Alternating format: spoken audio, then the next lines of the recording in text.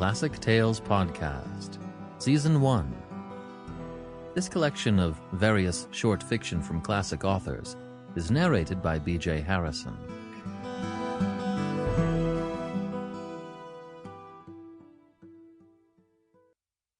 The Cask of Amontillado by Edgar Allan Poe.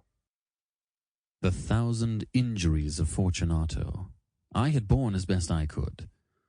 But when he ventured upon insult, I vowed revenge. You who so well know the nature of my soul will not suppose, however, that I gave utterance to a threat. At length, I would be avenged. This was a point definitely settled. But the very definitiveness with which it was resolved precluded the idea of risk. I must not only punish, but punish with impunity. A wrong is unredressed when retribution overtakes its redresser. It is equally unredressed when the avenger fails to make himself felt as such to him who has done the wrong. It must be understood that neither by word nor deed had I given Fortunato cause to doubt my good will. I continued, as was my wont, to smile in his face, and he did not perceive that my smile now was at the thought of his immolation. He had a weak point, this Fortunato, although in other regards he was a man to be respected and even feared.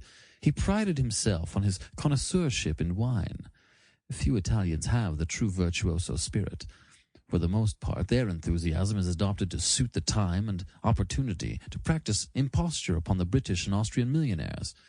In painting and gemmery, Fortunato, like his countrymen, was a quack.